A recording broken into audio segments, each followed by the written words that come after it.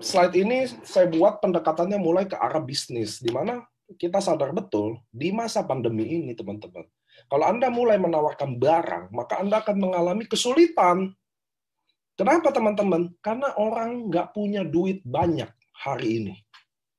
Dan untuk membeli produk seharga 3,5 juta, untuk membeli produk seharga 3,4 juta, mungkin mereka tertarik, tapi nggak ada duit, maka dia akan say no. Betul ya? Ada nggak kemungkinan itu? Ada aja. Saya sakit, Anda tawarin sebuah produk yang akan membantu saya, tapi saya pengen, tapi waktu saya dengar harganya 3,5, oh shit, nggak jadi deh. Oh, next aja deh. Udah mahal, inden lagi. Mateng nggak tuh? Ngerti ya teman-teman ya? So, saya berpikir, kayak kita harus bahas ininya bisnisnya dulu deh. Sama kayak orang sakit mau cantik juga ternyata. Orang sakit mau ada duit juga ternyata. So, gimana kalau kita mulai pendekatan pertamanya, mau nggak dengerin peluang bisnis yang justru lagi booming di masa pandemi? Mau nggak dengerin bisnis yang mungkin akan bikin jalan keluar, bisa bikin ngobatin ke rumah sakitnya, biayain rumah sakitnya, bisa bayar asuransinya, bisa nggak? Kalau kita berpartner, bangun bisnis bareng dengan modal jutaan aja, kita akan jalan sama-sama. So, mungkin dengan barang inden itu dia mau nunggu. Dibanding saya cari orang sakit, lalu saya offering barang 3,5 juta, barangnya inden juga, jelas kemungkinan besar dia tidak mau. So, teman-teman, zaman sekarang mau bisnis, banyak banget kendalanya. Satu, pasti modal. Saya udah survei sini, Anda mestinya sepakat bahwa rata-rata orang kalau diajak berbisnis, nomor satu di otaknya adalah modal berapa. Setuju? Setuju nggak? Modal adalah salah satu faktor utama dalam orang menentukan bisnis. So, dalam berbisnis, banyak banget kendala yang dipikirin. Satu, modal. Kedua, waktu. Mungkin dia karyawan. Mungkin dia udah punya bisnis. Jadi kita ajak dia berbisnis yang kedua. Bisnis ketiga. Atau mungkin ada orang yang selalu gagal dalam berbisnis. Sebenarnya nggak apa-apa selalu gagal. Tapi boleh nggak sih, jangan-jangan dia gagal karena memang dalam bangun bisnis susah banget, teman-teman. Butuh modal, effort, sistem, maintenance, operasional. Mungkin karena faktor itu yang bikin dia selalu gagal. Atau minimnya pengalaman bisnis. Kalau di umur saya, 32 tahun, saya umur 32 tahun, teman-teman. Banyak orang kalau kita ajak bisnis, rata-rata bukan dia nggak mau. Ngerti ya? Tapi dia takut. Jadi sebenarnya dia mentalnya selalu karyawan. Karena umur saya 32 tahun, rata-rata orang karyawan semua. Dia takut untuk memulai bisnis. Dia lebih suka kenyamanan gaji bulanannya, kerjain apa yang di bosnya suruh. Dia lebih suka bikin bosnya senang daripada bikin dia yang senang dan keluarganya. Apa Anda adalah salah satu orang itu? Bahwa orang yang takut berbisnis ini, jadi dia bermental employee atau karyawan, nggak salah, nggak salah. Kalau Anda memang mau di sana, silakan go ahead. Tapi Anda pernah nggak sadar, kalau Anda lebih suka bahagiain bos Anda daripada bahagiain Anda sendiri dan keluarga Anda. Saya nggak suruh Anda resign. Saya ajak Anda berbisnis. Anda tetap bisa jadi karyawan sesuai cita-cita Anda. Anda tetap bisa jadi karyawan sesuai passion Anda. Tapi mau nggak kalau Anda tetap jadi karyawan itu, tapi saya ajak berbisnis. Anda nggak harus left kerjaan Anda. Anda nggak harus tinggalin kerjaan Anda, tapi coba mau denger dulu.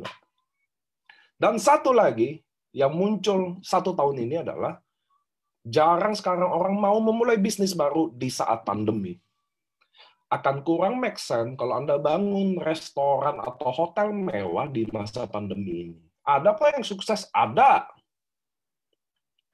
Tapi jauh lebih banyak yang gagal. Setuju ya? So, inilah 5 faktor yang bikin kendala dalam orang berbisnis, dan kita semua harus mengetahui itu ada. Karena dengan poin-poin ini, teman-teman, kalau Anda lihat modal, waktu, pengalaman, pandemi ini, kita bisa jadi kalimat-kalimat closing, di mana modal kita kecil, waktu kita fleksibel, Anda nggak bisa selalu gagal karena ada yang bimbing, ada yang support, ada yang ajarin sampai Anda bisa. Bisnis ini tidak butuh pengalaman, karena survei membuktikan member-member AFC rata-rata adalah orang baru dalam dunia network, dan mereka cukup sukses. Yang jadi masalah, mereka kadang nggak nyadar kalau mereka udah sukses. Sama kayak di sini ada tim Doraemon Solo bilang, saya nanya dia, Cici, join saya berapa bulan AFC? Dia bilang 7 bulanan. Wow, 6 bulan, 7 bulan sekitar itulah. Saya tanya dia, total income berapa saat itu? Dia bilang 300 juta. Saya langsung, wow. Tapi dia nggak ngerasa dia hebat. Itu patokannya loh. Padahal bagi saya, hey Ci, come on. Sekarang kita sendiri lupa bahwa kita sebenarnya udah achieve sukses-sukses itu. Kadang, itu masalahnya ya. So, teman-teman, saya mulai nawarin bahwa dalam kendala berbisnis ini kita ada solusi loh. So, apa sih salah satu solusinya? Teman-teman, dalam berbisnis kita harus tahu bidang-bidang apa aja yang anti pandemi, atau yang kebal pandemi, atau yang bisa dijalankan sebenarnya.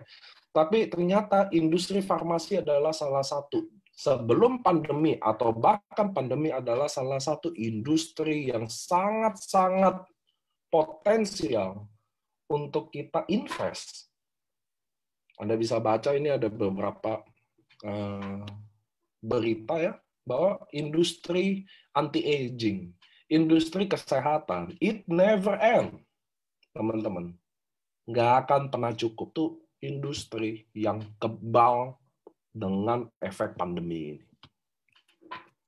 So, bagaimana jika, Anda lihat slide ini, Anda lihat tadi yang saya omongin, bagaimana jika ada sebuah bisnis di industri yang sama, farmasi, dari Jepang, yang modalnya kecil, Anda udah punya sistem, produknya udah pasti berkualitas, tidak perlu sewa tempat lagi, ada yang ajarin Anda, dibantu Anda sampai bisa, nggak ada perlu karyawan, nggak ada maintenance. Apa sih maintenance? Ada orang yang wajib beli produk tiap bulan lah, Anda harus bayar karyawan, operasional lah, listrik, air, itu nggak ada.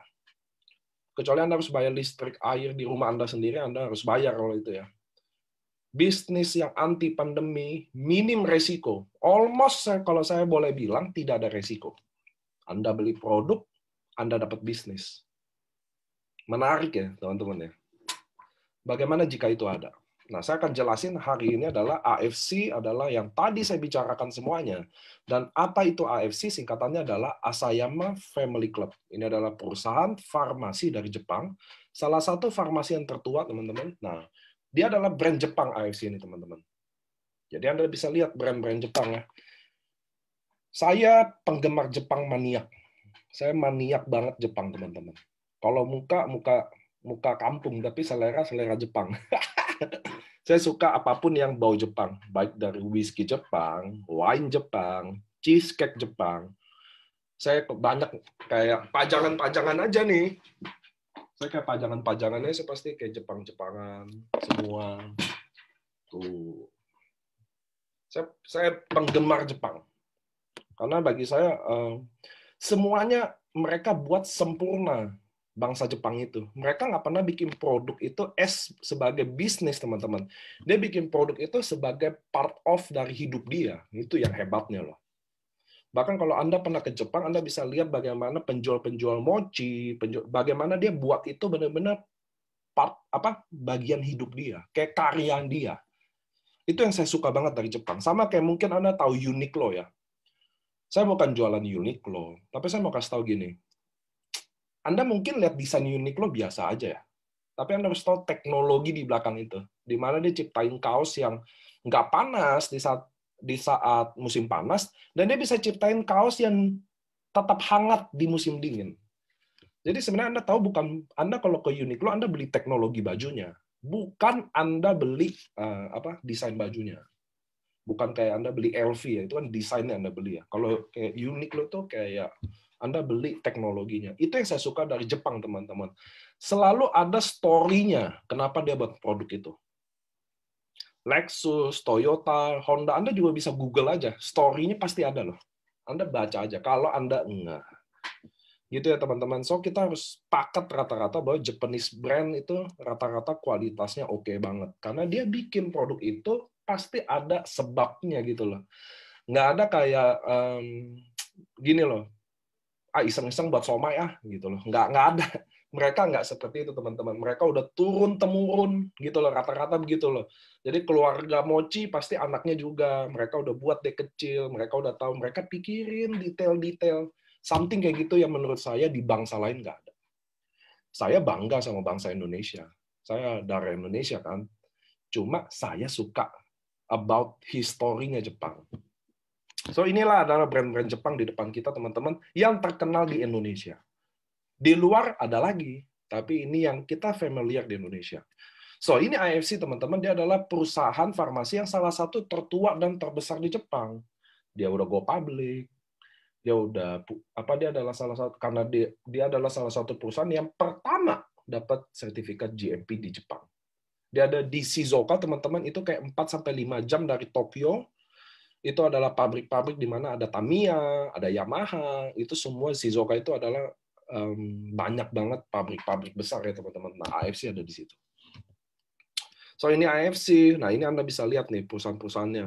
Jadi pabriknya ada banyak teman-teman, ada di Korea, ada di Cina, ada di Jepang, ada di Brazil, gitu ya. Nah, yang saya paling suka dari AFC yang dibawa ke Indonesia ini, misinya adalah menjadi wadah transformasi yang berintegritas dengan potensi tak terbatas. Apa sih maksudnya teman-teman? Gini loh. Anda harus tahu, memang perusahaan AFC ini dibawa ke Indonesia secara direct selling. Oke? Nah, Anda harus tahu dulu kenapa. Teman-teman, AFC ada di 7 sampai 8 negara. Semuanya retail konvensional. Oke? Lalu kenapa masuk di Indonesia?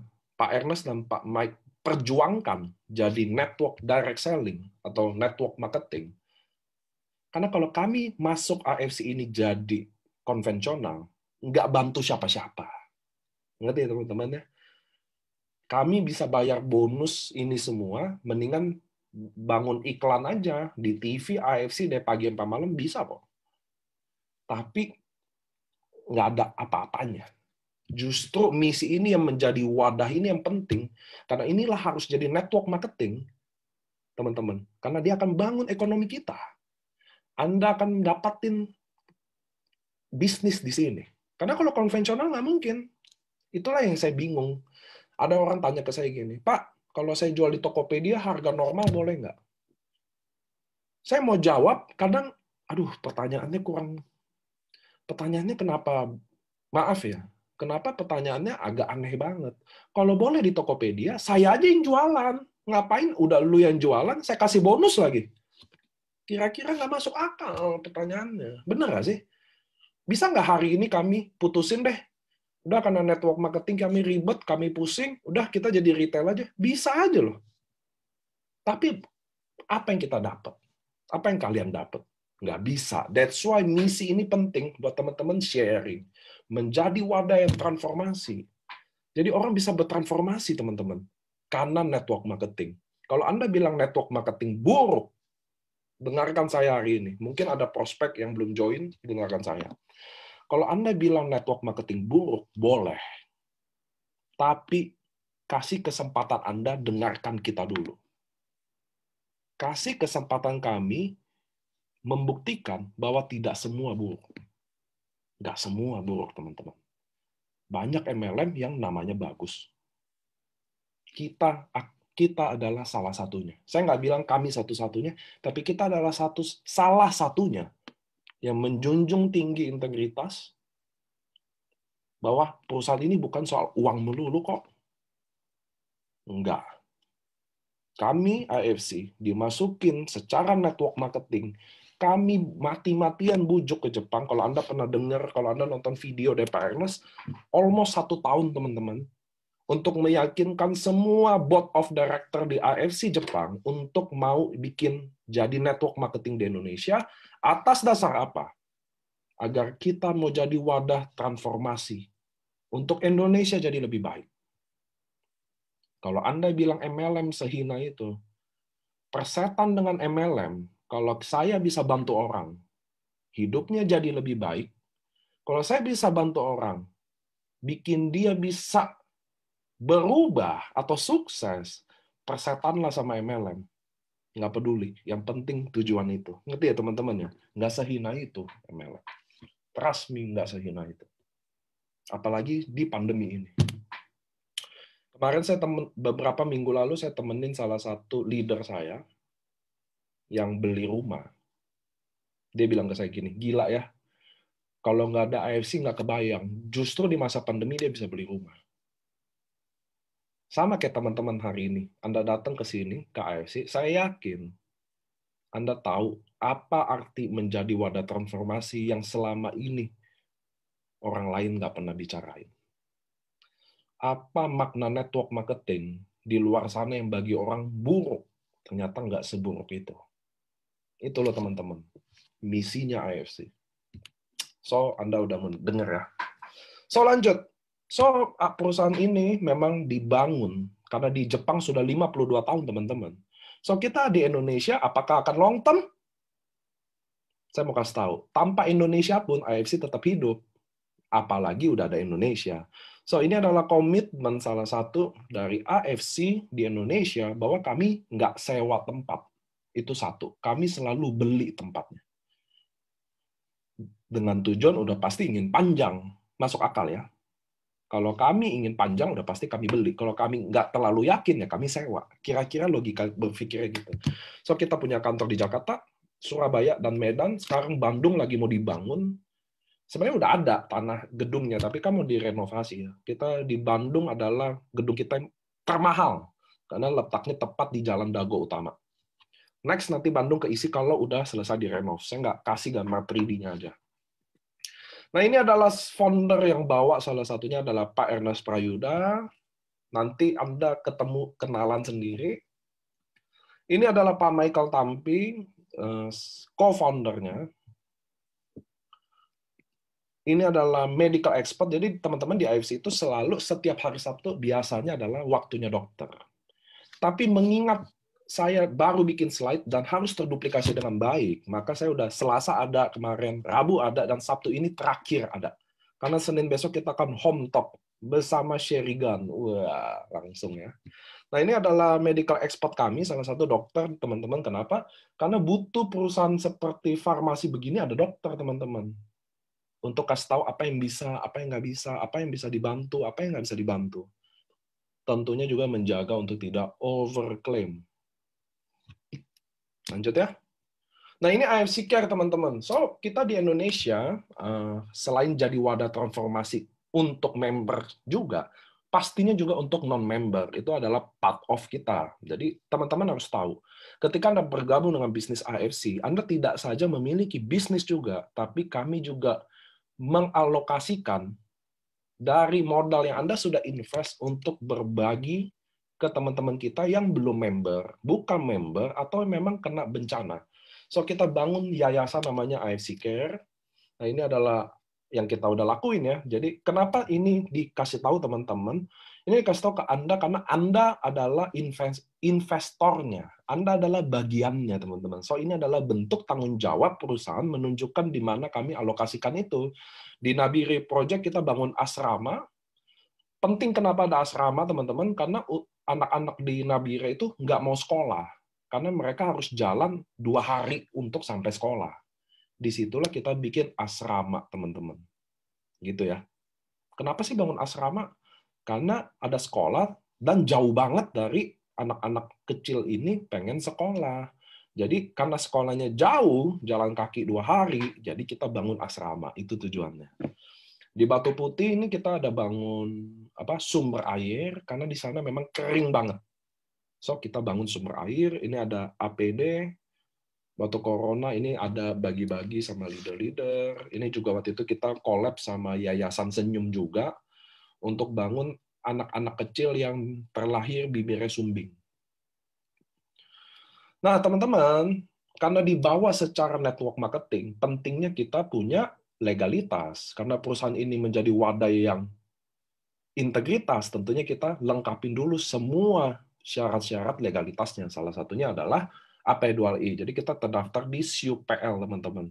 SIUPL itu yang sah sebenarnya. Jadi teman-teman kadang jangan rancu soal gini loh. APLI atau AP2I. Lalu apa? Sebenarnya yang penting punya SIUPL. SIUPL itu yang dari negara. Kalau APLI atau AP2I itu hanya asosiasi. Ngerti ya teman-teman ya? Hanya asosiasi. Nah, kita ada memilih untuk join AP2I, asosiasi yang sama-sama diakui sama pemerintah. Asosiasinya diakui, tapi yang penting SIUPL, teman-teman. Nah, kalau Anda udah masuk asosiasi, biasanya pasti ada SIUPL. Gitu ya, teman-teman ya. Izin dari network marketing adalah SIUPL. Bukan APLI atau AP2I. Tapi kalau Anda udah member APLI atau AP2I, Anda pasti punya SIUPL. Oke, teman-teman. Sampai sini oke ya. Edukasi soal ini ya. Saya cek dulu chat kita. Apakah oke atau enggak nih? Apakah emak-emak yang berisik tadi, dia tidak nyimak? Atau dia cuma habis acara malah kabur? Oke. Oke. Dan saya lagi presentasi, dia di chat lagi sibuk presentasi juga nih.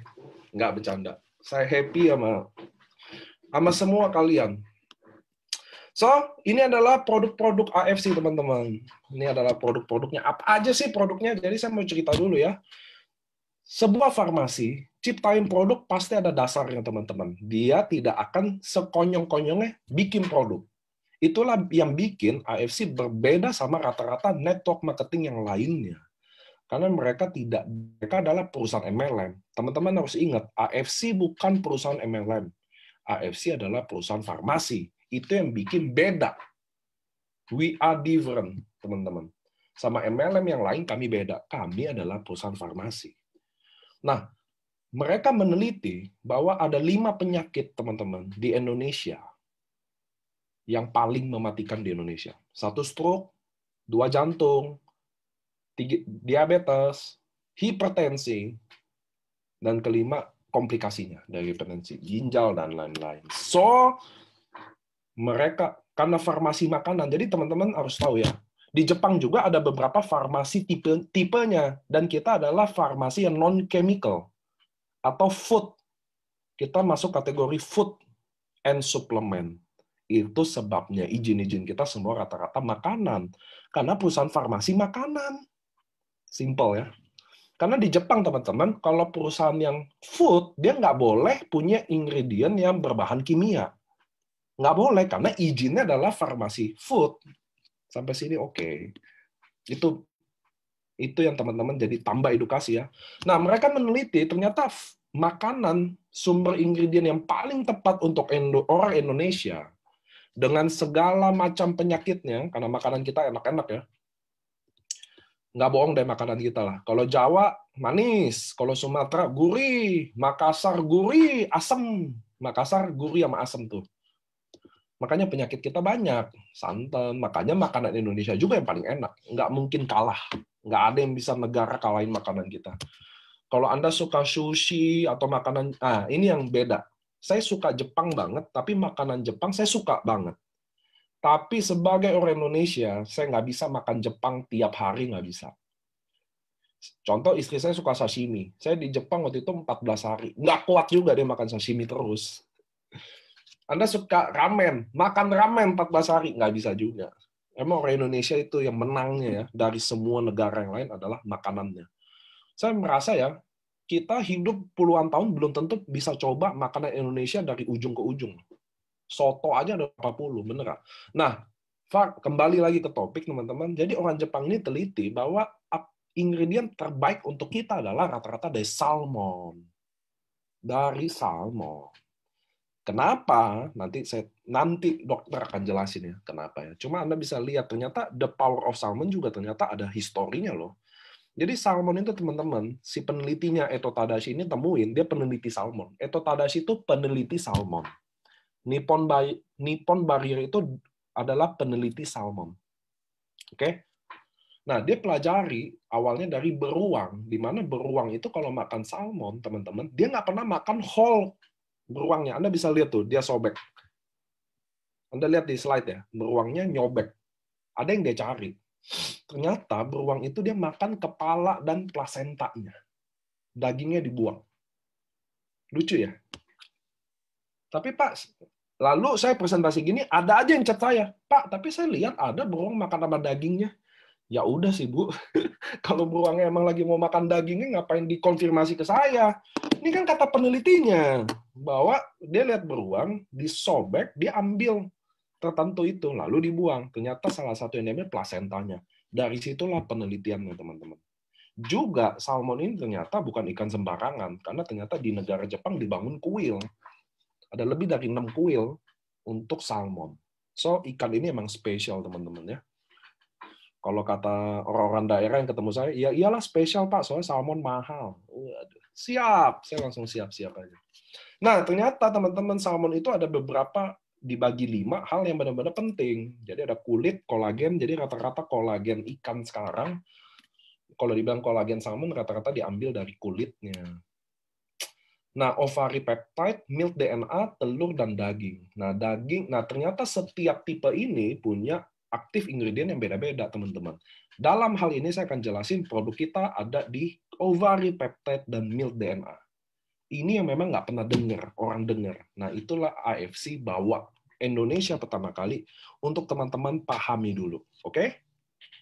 So, saya akan mulai produknya Utsukushi. Utsukushi ini, teman-teman, produk artinya cantik. Jadi, produk yang memiliki ingredient utama dari salmon DNA. Nah, ini lihat salmon DNA ya. Ada asam nukleat. Dan juga beberapa aktif ingredient lainnya. Utsukushi ini udah nanosize, teman-teman. Apa sih nanosize? Mudah diserap sama tubuh. Anda tahu fish oil sama krill oil bedanya? Kalau fish oil yang kuning, mana ya? Oh, ada. Saya contohin nih, teman-teman.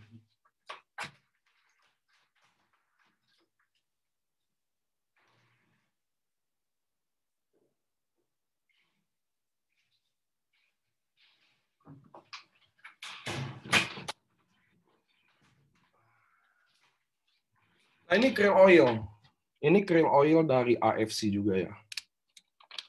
Kasih lihat bedanya.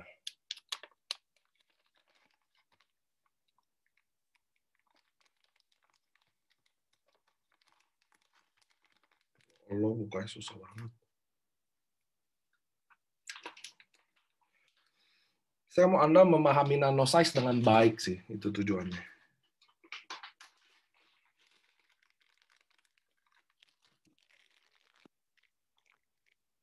Nah, ini fish oil. Ini krill oil. Oke? Anda bisa lihat ya. Ini fish oil segede ini.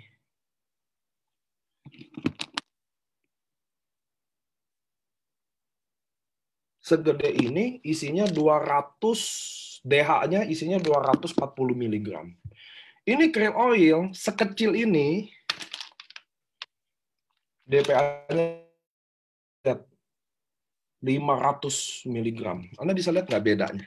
Satu kecil ini AFC, ini gede gini. Ini 200, ini 500. Beda ya? Nah, apa itu nanosize? Fish oil nggak nanosize. Krill oil nanosize.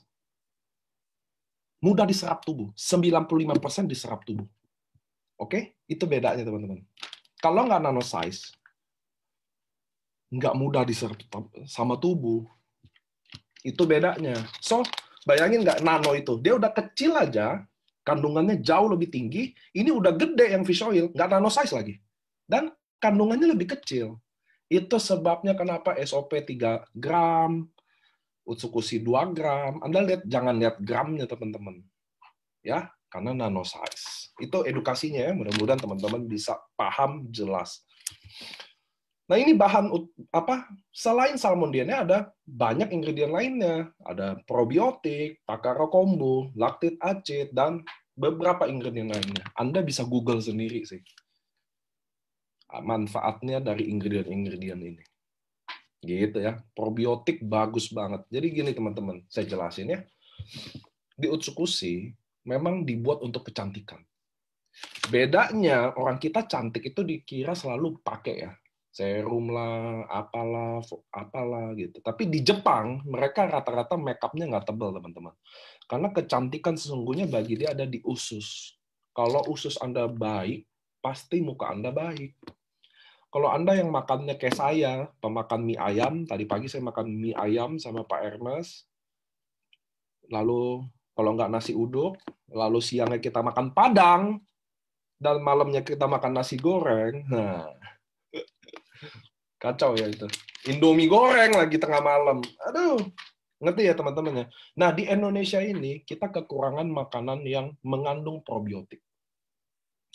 Kalau Korea, kalau Anda penonton film Korea, pasti rata-rata mereka makan pakai kimchi.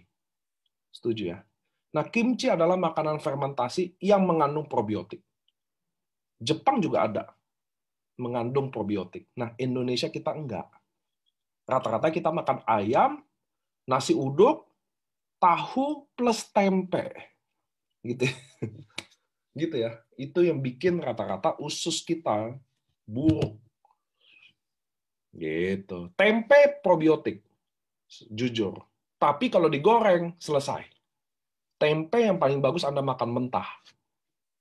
Kalau Anda nggak percaya, Google aja deh tempe mentah. Intinya probiotik. So, inilah Utsukushi, teman-teman. Takara Kombu juga Anda bisa baca. Takara Kombu Fukoidan tuh bagus banget. Dia adalah aktif ingredient termahal yang ada di sini adalah Takara Kombu. Itu baik banget. Oke, teman-teman, untuk Utsukushi. Nah, juga ternyata salmon DNA itu Japan ini saya ambil dari berita. Jadi Anda bisa akses juga, Anda bisa cari sendiri. Japanese researcher hail new miracle product. Jadi peneliti Jepang merayakan produk ajaib dry salmon sperm itu. Anda cari aja, nih bukan saya cuma bilang peneliti Jepang merayakan produk ini. Bukan Utsukushi, tapi salmon DNA udah dijadiin bubuk. Nah, salmon DNA tadi sudah selesai. Saya akan bahas tentang SOP dan Subara. Marine placenta ini inspirasinya dari plasenta manusia. Yang udah jauh lebih dari orang Cina dulu, ari-ari disimpenin.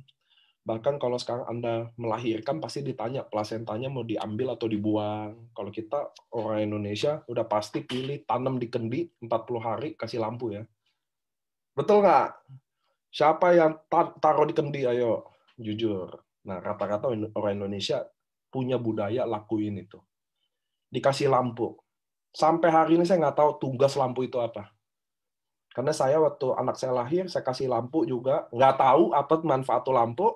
Udah tuh saya disuruh liatin tiap malam. Nggak tahu lampu itu buat apa. Apakah nanti plasentanya senang karena selalu terang? Nah, saya nggak tahu. Yang tahu nggak usah komen. Makasih. So, teman-teman, itulah inspirasinya marine placenta. Ini bukan kami yang ngomong. Ini peneliti ilmuwan yang di Jepang yang ngomong. Tapi konsumsi plasenta manusia itu dilarang di berbagai negara. Di Jepang nggak dilarang, tapi. Nah, SOP sama Subarashi marine placenta ini inspirasi dari plasenta manusia. Inspirasinya. Makanya orang Jepang yang namain, orang Jepang namain ini nih, lihat. Ovari peptide ini dinamainlah marine placenta oleh inventornya, yaitu Eto Tadashi. Oke, jadi bukan AFC yang ngomong, bukan saya yang ngomong, tapi Eto Tadashi atau orang Jepang. Orang Jepang kalau ditanya marine placenta, mereka tahu. Oke, nah penelitiannya ternyata marine placenta itu punya kandungan asam amino lebih banyak dari plasenta manusia dan plasenta mamalia yang lain. Gitu ya. Kecuali babi. Babi juga tinggi. Cuma saya nggak ada data babi ya. Dan babi kan haram ya teman-teman ya. Nah, SOP, marine placenta ini diekstrak dari ikan Onsorsius ketasalmon. Kenapa sih jenisnya ini? Jadi ada ceritanya. Mungkin ini banyak teman-teman yang nggak tahu ya. Jadi Onsorsius ketasalmon, dagingnya itu tidak seenak ikan kayak jenis-jenis lainnya. Jadi ikan ini kayak mubazir gitu loh teman-teman di Jepang dulunya. Sampai akhirnya zaman beneran udah lama banget. Lalu ada yang bilang, Pak, teman saya di Jepang dia nggak tahu tuh soal marine placenta. Ya terus kenapa?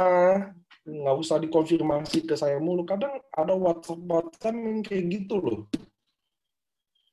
Kayaknya saya minum cream oil gini biar mencegah darah tinggi saya. Pak, teman saya di Jepang nggak tahu tuh ada marine placenta. Ya ke airport pasti ketemu AFC. Kalau dia nggak ketemu, masa salah saya? Ada hal-hal yang kayak gitu ya. Jangan nggak usah dikonfirmasi, ya kan? Pak, ada nggak orang Jepangnya sendiri katanya nggak tahu ada AFC? Ya emang orang Jepangnya harus tahu banget gitu. Kayak kita, emang ada yang tahu banget kimia, farma. Nggak semua tahu kok. Kalbe, nggak semua tahu kok. Saya ada, masih banyak kok orang nggak tahu. Emang itu loh maksud saya ya. Kadang ada aja orang-orang yang konfirmasi yang konyol gitu loh. Yang kayak begini, aduh. Nanya apa kek? Malah saya berharap dia nanya, Pak, gimana saya jadi Bushido? Itu kek yang ditanya. Yang ditanya, Pak, ini nggak tahu ada ini. Emang semua orang tahu 260 juta tentang kalbe, kimia, kan nggak juga, ada aja yang nggak tahu kan. Yang nggak apa-apa juga nggak tahu. Emang orang harus tahu semua merek? Gitu loh, kadang nggak perlu dikonfirmasi hal yang kayak gitu.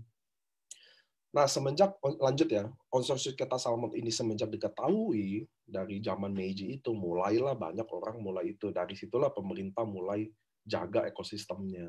Gitu ya, ada ceritanya. Juga udah nano size, kalau Utsukushi itu 800, kalau ini 600 ton, teman-teman. Spermnya, kalau ini marine placentanya. Nah, di SOP, ada ingredientnya tuh ada beberapa juga. Ada marine placenta, ada kolagen, glutathione. Yang pasti formula, jadi gini, yang bikin penemu marine placenta Eto Tadashi. Tapi yang bikin produk ini bukan Eto Tadashi aja. Ada namanya Kikuchi. Kalau kalian nonton video di cruise tuh, ya ada orang Jepang yang megang samurai, nah itu formulatornya. Dialah yang bikin. Dialah yang collab sama Eto Tadashi bikin produk ini, teman-teman. Kenapa sih campurannya harus ini? Ya mereka lah yang tahu. Fosi kolagen kan udah ada ini. Aduh, Pak udah minum aja. Kita kan bukan ilmuwan berdua, ngapain kita debatin ya kan? Kenapa ada L-glutathione? Aduh. Nah ini Esubarashi datang sebagai penyempurnaan dari SOP teman-teman. Kenapa? Karena kita di Jepang percaya monozukuri, di mana kita selalu upgrade produk. Jadi Anda jangan pernah mimpi kalau ada produk yang 20 tahun itu aja nggak mungkin. Kita akan upgrade. Mungkin someday kita udah siap kehilangan SOP, Subarashi, karena akan datang teknologi baru yang mungkin lebih baik. Itulah cara perusahaan farmasi bekerja, teman-teman. Nah, ini ada Subarashi. Nah, produk Subarashi ini jadi histori di AFC-nya sendiri. Jadi pertama dia adalah produk triple peptide pertama di Jepang yang memiliki ingredient utama marine placenta dan sarden peptide dan fruit flow. Nah, teman-teman, jangan bandingin sarden kayak ikan sarden di kaleng gitu ya.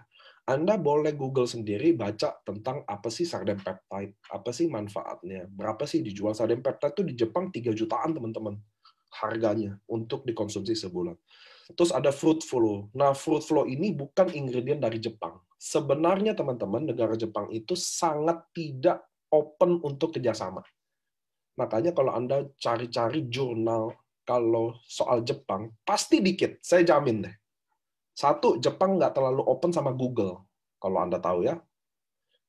Jepang itu lebih suka Yahoo daripada Google. Satu. Kedua, Jepang memang sangat close. Nggak se-open itu. Karena rata-rata orangnya tua.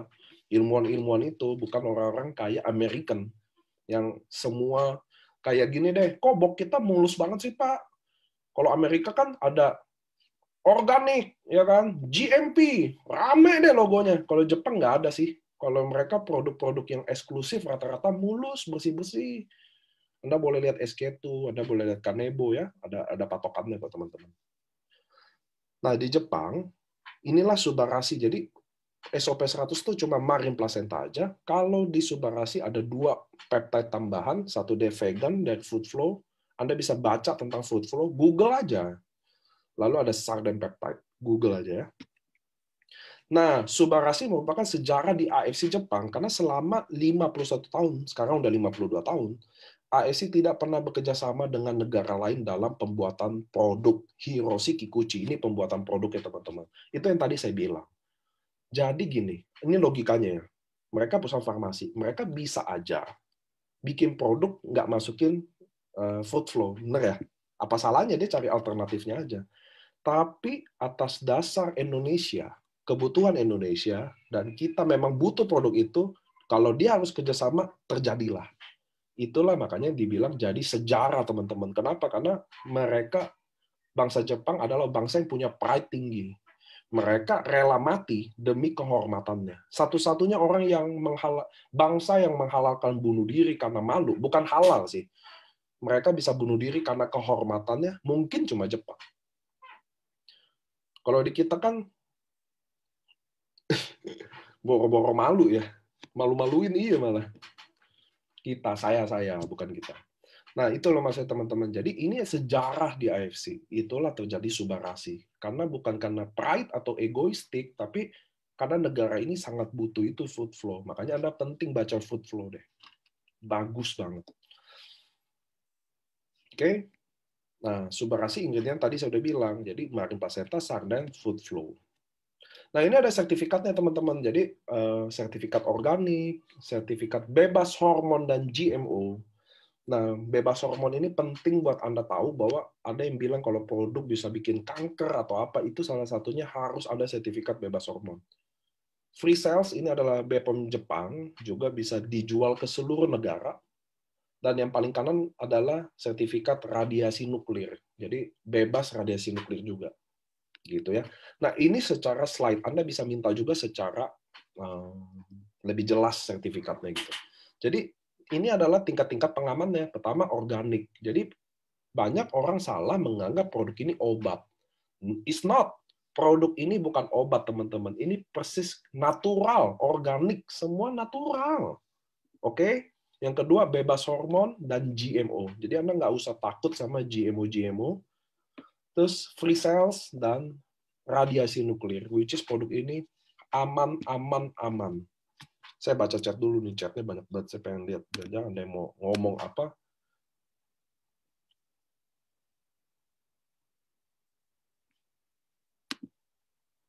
Oh iya, katanya radiasinya kurang, saya tambahin. Thank you. Ini pentingnya kalau update chat. Oke teman-teman, ini udah lihat. Ini juga sertifikat award sebenarnya. Ini juga kita udah, di Indonesia sendiri kita punya bebas antibiotik, pestisida, logam berat, kimia, hormon, dan bebas pencemaran radionuklir. Nuklir, tadi udah ada semua. Yang Indonesia ini, Saraswanti, punya BPOM, sampai hari ini, teman-teman, semua produk kita BPOM, karena kalau nggak BPOM nggak bisa diimport. Itu satu. Halal, kita lagi urus halal MUI. Itu udah, prosesnya udah 2 bulan ini. Butuh waktu 6 bulan, jadi kita halalnya nanti bukan halal Jepang lagi, tapi halal MUI. Itu butuh waktu, sabar aja, karena pandemi, apalagi Jepang lockdown, itu yang bikin lambat. Lanjut, nih ada, saya ambil jurnal, Anda juga boleh cari sendiri, What's Only Salmon Placenta Taps into Asia Halal Anti-Aging Market. Saya Muslim, jadi kita sebenarnya tahu semua bahan laut udah pasti halal. Saya sendiri Muslim, enak ya, kalau Muslim, saya juga Muslim, jadi tahu. Dan memang hanya satu-satunya di dunia. What's only placenta yang bisa masuk Asia Halal Anti-Aging Market ya cuma salmon. Ya Anda Google aja. It's not me, ini bukan saya yang buat. Nah, ini adalah letter of authorization, di mana teman-teman, ini Eto Tadashi tuh, yang sebelah kanan, kacamata, senyumnya kecil orangnya, ilmuwan, dia adalah Bapak Salmon di Jepang. Nah, dia menunjuk, isinya apa sih ini? Isinya bahwa dia menunjuk bahwa dia yang collab sama AFC dan cuma marine placenta ini cuma dijual, dia cuma distribusin ke AFC aja. Sampai sini oke ya. Di luar AFC bukan marine placenta. Ini bukan kata saya, itu kata dia sendiri. Oke? So, itu pada endingnya. Mau nanti banyak SOP-SOP-an, mau nanti banyak bla-blaan, kita bukan bahannya sama dia, itu satu dulu.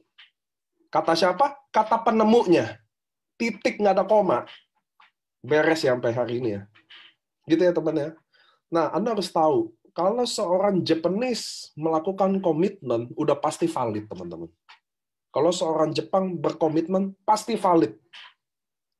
Saya jamin itu. Anda boleh baca tentang bagaimana bangsanya mereka, budayanya. Itu harga mati, teman-teman. Jadi kalau dia udah bikin surat ini, bahwa dia cuma jual marine placenta ini ke AFC, udah end story. Nggak ada yang lain. I'm sorry, mungkin di luar sana ada yang sedih. Tapi itu faktanya, ini kata inventornya. Selesai. Oke, sampai sini oke ya? Sebelah kanan tuh Oba, AFC Jepang. Sebelah kiri, founder-founder kita. Kayak orang Jepang semua ya. Muka saya aja, kalau saya ada di situ, maka langsung nggak kayak orang Jepang, kayak anak kampung. Itu sebabnya saya nggak ada di sini. Oke, teman-teman, ini ada Certificate of Achievement, di mana kita, Indonesia, adalah negara yang baru masuk AFC 2 tahun. Dari semua negara di AFC yang berdiri, kita adalah top sales 2 dalam waktu 2 tahun. So, teman-teman, kita ada di industri yang tepat. Anda bayangin nggak kalau kita 5 tahun lagi kayak apa? Anda nggak akan bisa bayangin. Anda semua yang ada di sini adalah orang-orang yang terpilih. Kenapa? Karena kita ada di waktu ini baru dibangun, teman-teman. 5 tahun lagi.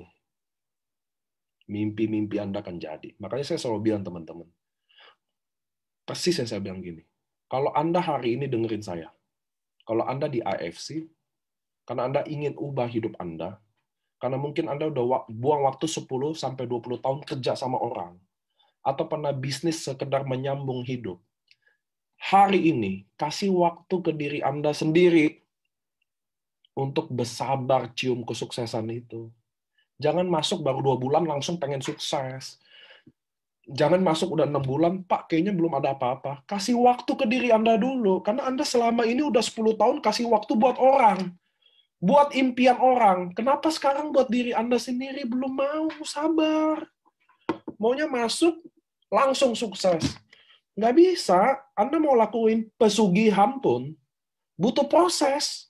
Datang ke dukun, sediain dulu sesajen, cari ayam hitam, cari kambing yang belang, potong dulu, doa dulu, puasa dulu. Itu aja. Main pesugihan aja, main ilmu hitam aja, butuh waktu. Apalagi ini bukan ilmu. Sabar dong, kasih waktu diri Anda untuk nikmati proses itu. Karena Anda mungkin 10-20 tahun itu nggak pernah kasih waktu ke diri Anda sendiri. Anda kasih waktu ke orang lain, impian orang lain, perusahaan orang lain. Sekarang Anda ada di sini, ini is your business, teman-teman. Ini bisnis Anda sendiri. Kasih waktu diri Anda. Bersabar sama itu. Tunggu waktu itu. Kalau Anda tunggu akan datang. Ngerti ya? Anda pernah lihat ilustrasi yang orang nyangkul, udah selangkah ketemu berlian, tapi dia pilih mundur. Kenapa? Karena sebelahnya nyangkul, berlian kecil, 3 cangkulan udah dapet. Lihat nggak maksudnya ilustrasi? Sabar, kasih waktu diri Anda adjust dulu. Kasih waktu diri Anda belajar dulu. Kasih waktu Anda siap ditolak dulu. Gimana handle penolakan? Gimana handle tim? Jangan cari omset doang tahunnya. Saya paling benci, ada leader yang dia udah mulai ngajarin domainnya A sampai Z, di mana yang diajarin, dia sendiri nggak lakuin. Dia ajarin handle penolakan, dia sendiri belum pernah ditolak. Nggak bisa, teman-teman. Bisnis ini nggak seperti itu. Anda tidak menghindari penolakan di bisnis ini. Anda mencari penolakan di bisnis itu. Ini yang benar. Kenapa? Dengan adanya penolakan, Anda tahu gimana handle-nya. Gimana jadi lebih baik. Ngerti ya, teman-teman?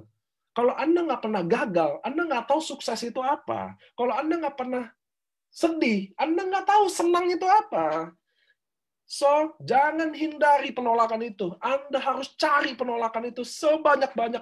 Semakin banyak ditolak, semakin Anda belajar. Oh gini yang benar. Oh, nggak boleh gue langsung kayak gini. Oh, nggak boleh datang-datang langsung presentasi. Ditolaklah sebanyak-banyaknya. Maka Anda belajar. Sama ini. semakin Anda muda. Carilah penolakan sebanyak-banyaknya. Jangan nanti Anda nyesel. Ya, lanjut. Jadi mau training, saya bawaannya apa-apa mau training mulu. Lihat presentasi dikit, training. Sorry ya, lanjut. Nah, produk ini juga, buat apa sih itu produk? Jadi SOP Utsu, teman-teman. Subakasi belum datang saat ini ya. Ini kurang lebih bulan apa lu mampus lupa. Ini terjadi beberapa bulan lalu. Jadi teman-teman, tahun lalu tepatnya. Jadi SOP dan Utsukushi ini best selling produk teman-teman di seluruh network marketing yang terdaftar di AP2I. Gitu. Japanese produk dibuat on project berdasarkan kebutuhan, on riset untuk Anda. Lanjut. Ini juga buktinya, nah ini saya ada kalau gini-ginian ya. Karena nggak ada orang Jepangnya. Kalau ada saya, jadi ini. Jadi bukan kayak orang Jepang, kayak orang kampung. Nah, lanjut. Jadi kita juga ada rekor muri. Ini saya nggak terlalu happy lah, tapi oke lah saya jelasin lah. Kita grand launching waktu itu jadi undangan terbesar, terbanyak, dapat rekor muri di tahun pertama kita. Nah ini yang saya mau kasih tahu, bukan hebat-hebatan sih. Cuma ini mau kasih tahu pertama rekor muri pesawat terbanyak dalam 1 minggu untuk bikin barang Anda lebih cepat. Tapi Pak, barang inden, ngerti. Kenapa inden? Kami udah jelasin ya, semuanya teman-teman ya. Jepang lagi total lockdown. Udah pasti kalau total lockdown nggak ada airlines terbang. Sampai sini oke ya. Namanya juga udah total lockdown. Nggak terima gitu loh teman-teman. So, itulah yang bikin barang kita agak sedikit terhambat. Saya ngerti Anda terkendala. Saya ngerti. Saya minta maaf, tapi kondisi pandemi ini benar-benar nggak ada yang bisa kontrol teman-teman. Kita sabar aja sama-sama. Saya yakin Anda jadi lebih banyak ditolak. Saya minta maaf dengan itu. Saya sedih juga ada itu. Saya juga ikut dampaknya. Bagaimanapun perusahaan juga tidak ada kepentingan untuk menahan produk. Karena kita nggak ada produk udah pasti paling stres gitu ya teman-teman ya. Tapi kita semua mestinya, saya lebih happy kalau kita semua berdoa. Mudah-mudahan pandemi Indonesia bisa jadi lebih baik. Kita bisa lewatin pandemi ini. Mudah-mudahan Jepang udah open. Udah open sih, kita udah dapat jadwal flight sih, makanya pengirimannya agak telat. Tapi teman-teman itu kondisinya ya. Itulah karena produk ini di Jepang.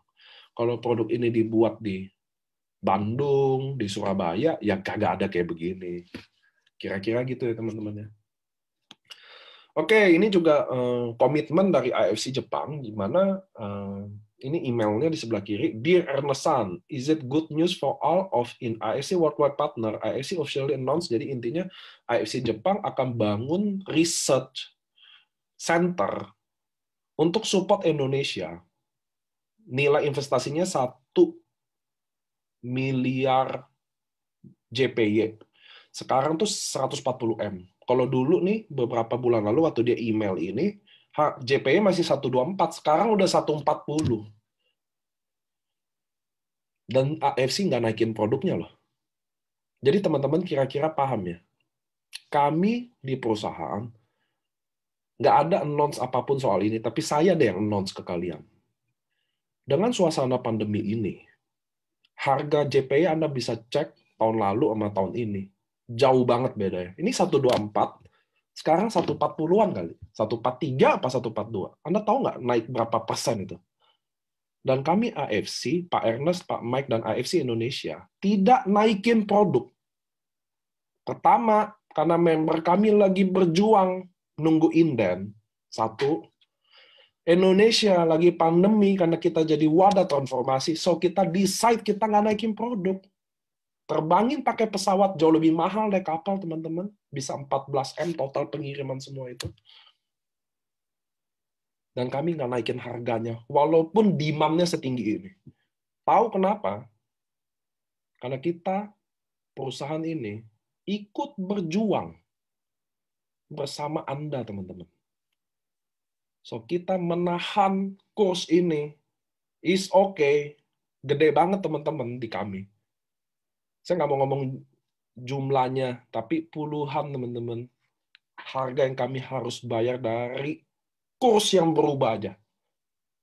Kami tidak ubah apapun di marketing plan kami, Dan menurut kami waktunya belum tepat untuk naikin, walaupun kurs ini udah berdiri berapa bulan ini. Kenapa? Karena kami datang ke Indonesia ingin jadi wadah transformasi. Kami ingin berjuang juga bersama Anda yang fight di masa pandemi ini. Kira-kira gitu ya teman-teman ya. Tapi kami bukan gini, maksudnya Pak Ernest bukan tipe yang sharing-sharing. Saya juga nggak sharing, tapi saya mau kasih tahu ke teman-teman loh, bahwa AFC ini selalu mikirin kalian. Kami bisa aja pakai kapal laut. Udahlah, beberapa bulan lu tunggu-tunggu deh. Kalau nggak, oh demand-nya terlalu tinggi nih, naikin aja harganya. Ya dong, semua bisnis gitu kok. Demand tinggi naikin kok, pasti. Kami demand tinggi udah nggak naikin, kursnya tinggi pun kami nggak naikin. Ada yang harus nahan badan kan? Kalau kurs ya, kalau soal naikin kan itu pilihan. Oh demand-nya tinggi, naikin apa enggak ya? Itu pilihan. Tapi kalau kurs naik teman-teman, semua orang akan naikin harga. Saya jamin semua pelaku bisnis di saat kursnya naik segini berapa persen, dia akan naikin harganya. 124 ke 140 teman-teman. Berapa persen nggak hitung ya? Nggak dinaikin. Kenapa? Karena kami AFC jadi wadah transformasi yang berjuang untuk member. Saat ini kami menganggap nggak tepat untuk naikin ini. Walaupun bukan alasannya kurs, memang sebabnya, memang kurs naik kok, Anda cek aja. Tapi kita pilih berjuang bersama member kami. Itulah AFC. Ya. Jadi Anda bisa tahu ini. Nah, ini juga AFC Singapura, jadi AFC juga ada di Singapura, teman-teman, tapi masuknya konvensional. Ternyata AFC di Singapura baru-baru ini aja dapat award sebagai nomor 1 berturut-turut selama 10 tahun di Unity Popular Choice Award 2020 ya. Ini bukan kata saya, Anda Google aja juga ada. Anda bisa buka AFC titik Jepang, itu AFC-nya Singapura. Tapi jangan beli barang di situ ya, nggak ada hubungannya sama AFC Indonesia loh. Oke, lanjut. Nah, teman-teman, AFC sudah ada di beberapa negara, di Jepang, Singapura, Cina, Korea, Thailand, dan lain-lain. Dan nilai investasi untuk brandnya aja cuma lebih dari 10M. Berapa angkanya kita nggak kasih tahu, tapi lebih 10M. 20M, 30M, kopet lebih nilai investasinya brandnya, teman-teman. Dan kini hadir di Indonesia baru 2 tahun ini aja. Kami belum 3 tahun, dan kita semua bisa memilikinya dengan gratis. Jadi Anda sudah jadi partner di AFC, Anda udah bisa dapat sistemnya kami, dapat support sistemnya, Anda akan di-training oleh pengundang Anda, leader Anda, baik dari manajemen, saya sendiri juga akan bantu dari edukasi, training, memberikan materi, salah satunya bikin slide seperti ini, semua juga saya siapin untuk Anda. So, teman-teman, Anda bayangin nggak kalau Anda di depan Anda nih slide-slide AFC yang di luar sana. Kalau Anda bisa punya farmasi yang ibaratnya farmasi secara personal, tanpa harus beli sahamnya, minimum lotnya, tanpa harus keluarin duit yang besar, hanya untuk beli produknya, kenapa enggak sih? Ya nggak sih teman-teman, kenapa enggak coba jadi partner yuk? Kita baru mulai kok 2 tahun. Anda akan dengerin saya hari ini. Anda yang lagi bandel, coba-coba tempat lain juga, saya tahu lah. Nggak mungkin saya nggak tahu. Anda mau main MLM apa, saya tahu lah. Orang dunia ini sempit. Kenapa di AFC nggak pernah larang Anda bergabung MLM lain? Tahu nggak kenapa? Kalau di tempat lain mungkin Anda disuspend. Tahu nggak kenapa? Karena kami nggak takut kehilangan, teman-teman. Karena kami akan lebih besar lagi dari sekarang, lebih kuat lagi. Kalau Anda udah kasih terbaik buat partner bisnis Anda, dan dia tetap pergi, pertanyaan saya, apakah Anda takut kehilangan dia? Enggak. Yang kami takut kalau kami nggak sempat lakukan yang terbaik. Benar ya? Tapi kalau kami udah do the best, kalau kamu mau pergi, just go lah. Gitu loh teman-teman. Itulah di AFC.